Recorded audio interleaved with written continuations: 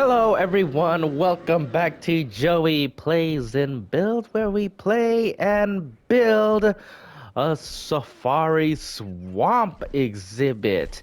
Now the last episode we built this lovely Tyrannosaurus Rex habitat right here. And I did some couple of changes and I'll show you right now. Bang! Yeah, if you guys remember, I used the water to surround the habitat to make it more enclosed, but I feel like a lagoon is much more appropriate. Now, there is some gaps, obviously some gaps, but I think a little hide up, a cover up will solve that problem here and there. And plus, I need a marine reptile. So what better marine reptile than none other than, believe it or not, I only used the Mosasaurus in my parks like twice. So this is a treat. Ooh.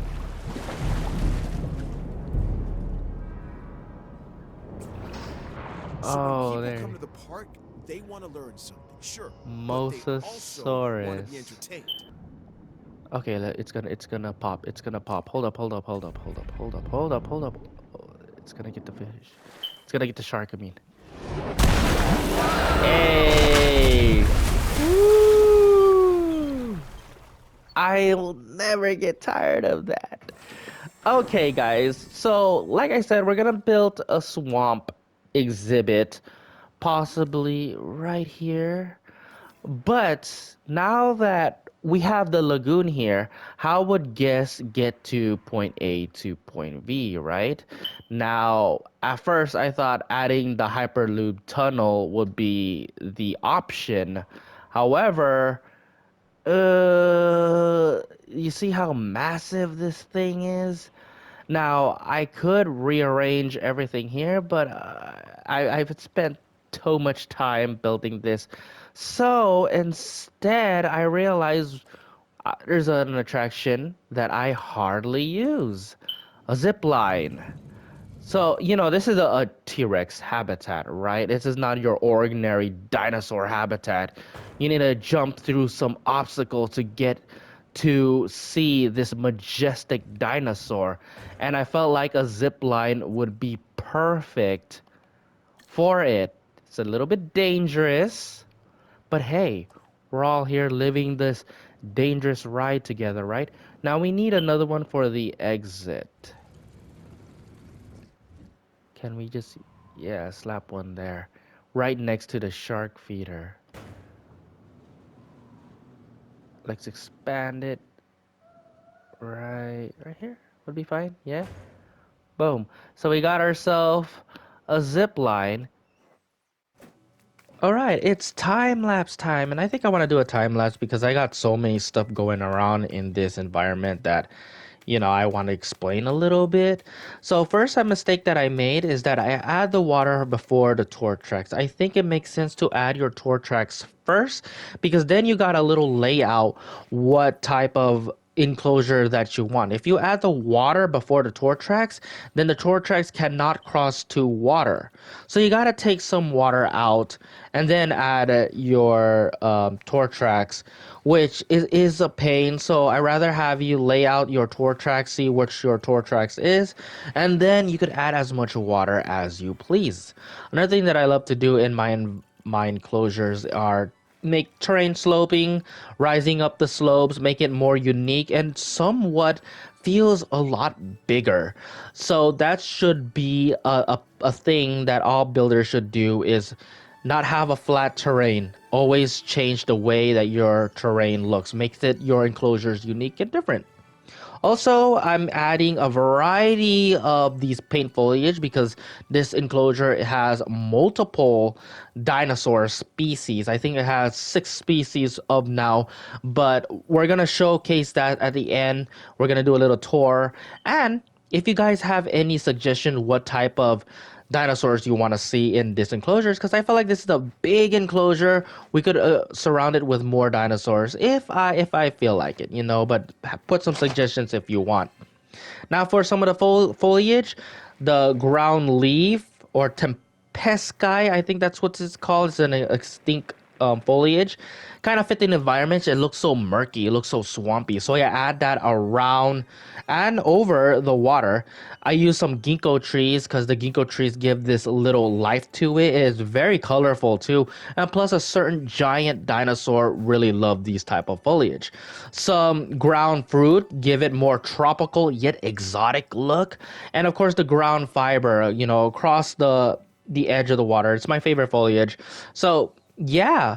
And I kind of place them how I see naturally. Like for example, the ground fiber. Usually you see those type of fibers, cat's tail, like at the edge of the river.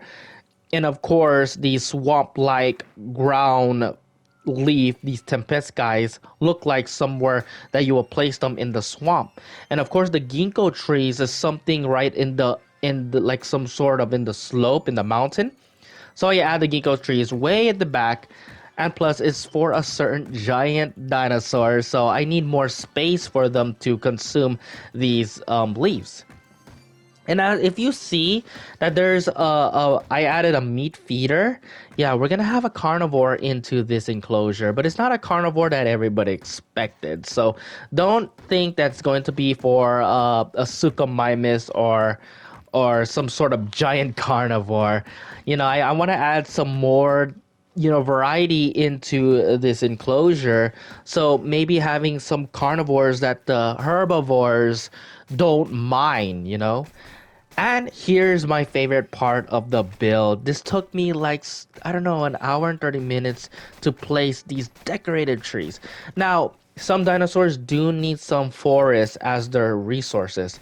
I suggest never use the paint forest, just because using these paints, and if they overlap another paint foliage, it will take away the previous foliage. For example, if you're adding like a bunch of ground fibers, right, but you need some forest, so you paint forest into the ground fibers where the ground fibers at, the game will take away that ground fiber.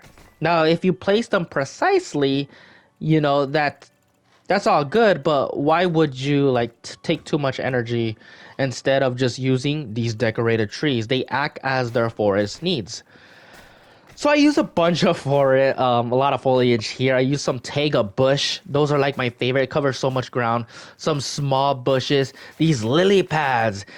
If you're making a swamp theme environment, these lily pads really, really put a lot of color and variety and a lot of personality into your environment.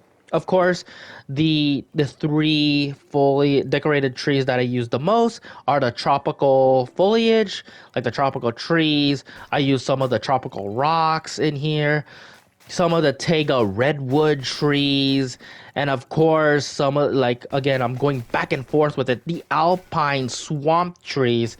Really, again, it just fits the environment for making some sort of swamp theme. So I'm placing these swamp trees everywhere around the water sources, because that's how I picture what a prehistoric swamp would look like, is this depth, lush, yet very claustrophobic and very scary. Like 90% of the swamp should be covered in murky trees. So that's what I was trying to pull here. And it's to the point where I was going to challenge myself how long or how many foliage I would add into the game before the game starts to lag. But the game is holding up very fine. This is a big enclosure, and so far there is no lag. I don't know if the patch did something about it. I haven't went to my previous park, because if you guys have that problem, if you bought the DLC, your older, mostly the bigger parks, they start to crash or they lag. I don't know, because we had a patch recently, and I don't know if that fixed it, but I'll check it after this video to see if that is the case. So there it is. I'm using, oh, you could see it now. You can see, I'm hoping once we go into the tour, I wanted to feel the environment, to feel very like consumed by these foliage, and to the point where it's very rare you see the dinosaurs because it's just like, in real life, if you go into these national wildlife safari or whatever, hardly you get the chance to see a dinosaur or not an animal or whatever, is because they're hiding. They don't want to be seen. And I feel like, I hope that's the case that I'm doing here is, they're hiding so that way they will not be seen by the guest, which is why we have the viewing dome and the viewing log, just so they could confuse the dinosaur that there's nobody seeing them, but we're actually seeing them.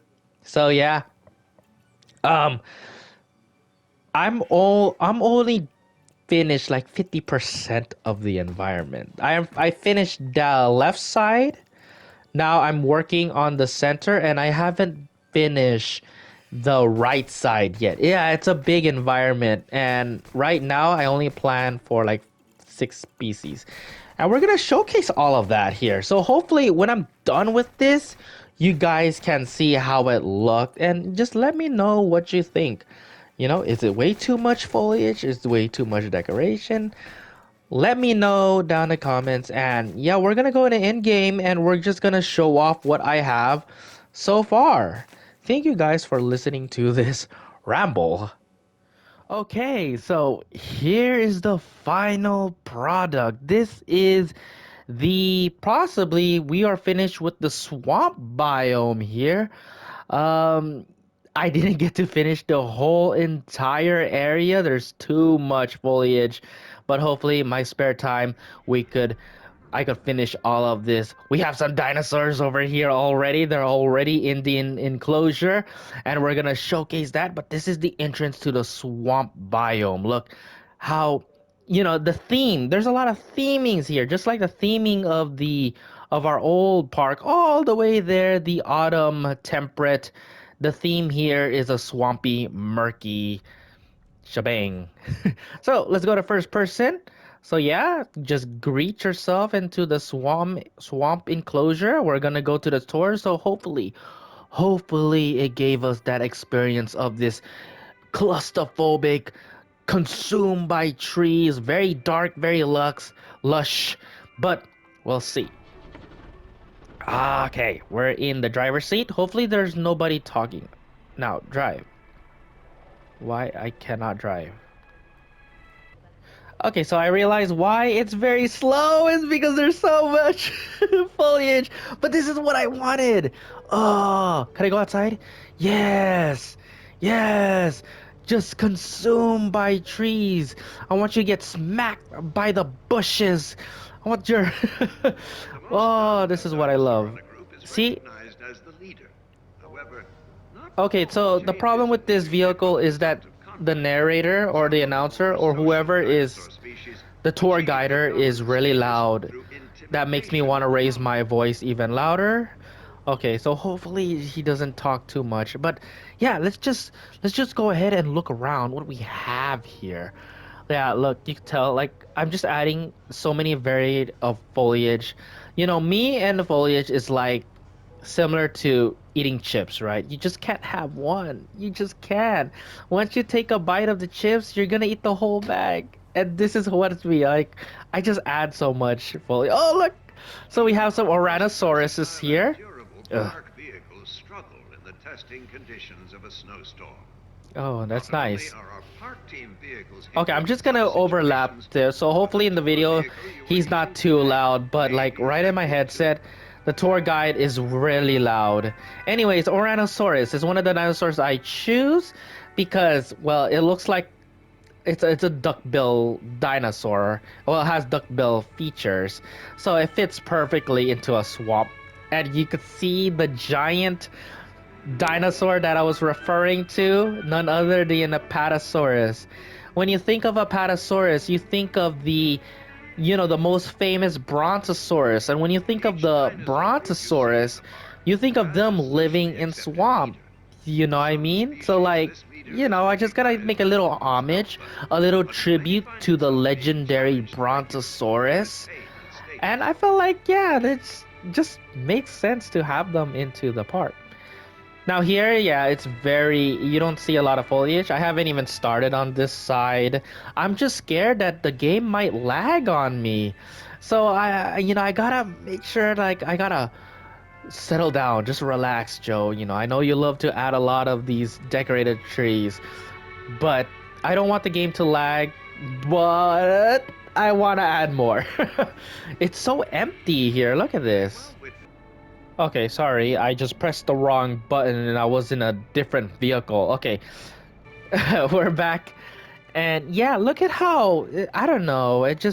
I need to add trees. I just got to add trees. But yeah, we have our log viewing gallery, and they could see the Mosasaurus there. So guests can actually see the Mosasaurus if the Mosasaurus comes out and pop up and grab some sharks. You could see a huge visual of the landscape here. Maybe I could like cut the slope a little bit down so you could see the view. I think that would be a good. I probably will do that like later on, my spare time. That'll be cool. Like you could see the lake, but uh, you didn't get to see it here. We're going downhill. Oh, you see the meat feeder.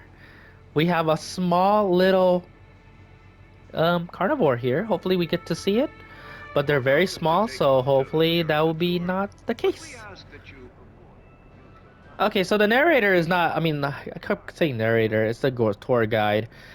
Doesn't speak a lot. Oh, look at that swamp view.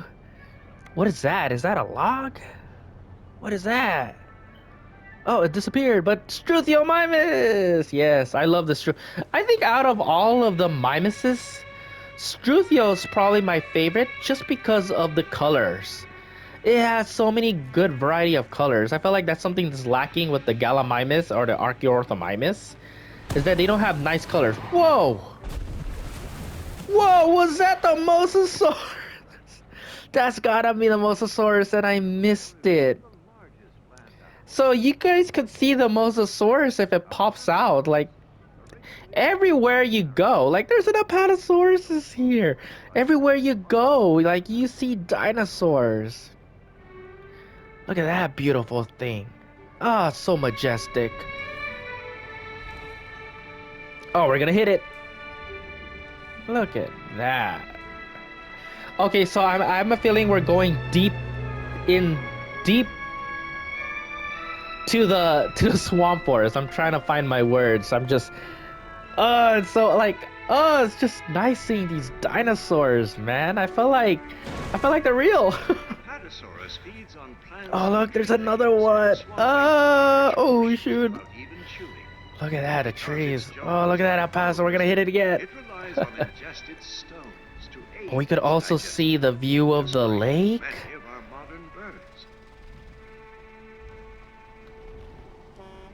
Oh, oh, uh-oh, uh-oh. I feel like if you keep beeping, you're just gonna irritate the dinosaur even more. Oh, shoot. Driver, can you like...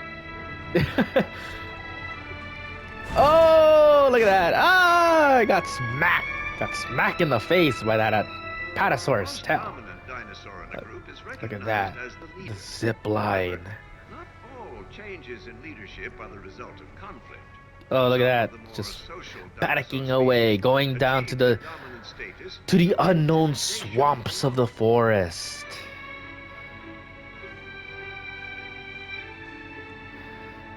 Now, the visually with the lagoons, yeah, that's kind of distracting. So probably I'm gonna cover that with bushes later down the line. Gotta take that right down on my notes. We're going uphill. Yeah, it just doesn't look like it's really distracting to me. You know, I want this to feel like a natural habitat. It becomes increasingly hard for our staff and automated systems to track our animals. We see the You may outside well here. encounter some interruptions to our usual services while we attend to Little routine to no security measures. forest But we outside. hope to keep any disruptions to a minimum. Oh my. I'm sorry, but the tour guide talks too much. I know, I'm talking way too, but this is my video. Let me do the talking. Yeah, look at that. I'm hoping one day, we can actually get some sort of boat ride, or we could have tracks can cross over water. Hopefully that will be the case. But yeah, Struthiomimus is an here we go again. ocelot-like ornithopod from North America. There's the Although meat many feeder. species of We haven't carnivorous seen that little theropods have critter useful yet. limbs, this bipedal We're going dinosaur uphill here. I like possesses it. I like how I remarkably changed the long slope like that. hands. You know, not just a straight little line. There's some bumps and curbs to get past through the whole safari. We have a lovely Ouranosaurus. I love that skin. And look at the swamp. Again, I want to give this more like less is more, you know? But we're seeing a lot of dinosaurs, which is Snowstorms very present a amazing. considerable hazard here at the park for guests, staff, and animals. Should I don't know if conditions we're like worsen during your visit ending to the park, please pay tour. attention to the instructions communicated to But you yeah, look at by that. Look at our the announcement trees. system. So we're slowing down just because there's so many trees in the way, which I see the why it's a problem, but I love it. I love it. Look at that. I felt like I did a job well done. Maybe I could add a little bit of trees. I should calm down. Let's not get too much trees. Oh, that's it. There you go. We didn't get to see some dinosaurs. I think we're missing. Yeah, I had the Styracosaurus. I don't know if we've seen the Styracosaurus, but yeah, like I don't know. To me, because I seen like a photo when I was very small, like a Styracosaurus was chilling in the swamp, and right there, kind of imprinted in my brain that Styracosaurus is a swamp-like dinosaur. I don't know. That could be me, you know, that's me, but hey, this is my park. If I want a Styracosaurus to be in the swamp, it will be in the swamp. Plus, I hardly use these guys too. They're so beautiful. This one's lonely. Well, buddy, you're far away from the rest of the herd here. Yeah, we have Ouranosaurus. We have Struthiomimus. Apatosaurus. Okay, so we have compies. So here's one of the... Yeah, compies. They're panicky. I don't know, they're looking for food. I hope they don't panic because, you know, there's a Mosasaurus next door. But, yeah, compies because of the Lost World. You know, it's... that scene has always given me goosebumps. But yeah, it's like in a swamp, marshy, dark, lush environment. Why not just add 100 compies? There you go, guys. I think this is it for the swamp area. I don't think I want to add any more. Which more biomes should we tackle? I really want to hit the snowy mountains. Maybe we could do the snowy mountains like in the center of the map. Who knows? Anyways, if you guys have any dinosaurs you want to add into the swamp, maybe I could consider it. Let me know down in the comments. But yeah, this is it for this video. Maybe a long video than usually, but I'm very proud of this swamp biome. We have our T-Rex, our Mosasaurus, and a bunch of dinosaurs into this area. The swamp is complete. Yeah, like the video, share the video, subscribe, and yeah, that's it, and I'll see you guys in the next video. We have traffic going here because of the Apatosaurus. I'll see you guys next time, and see you in the next build.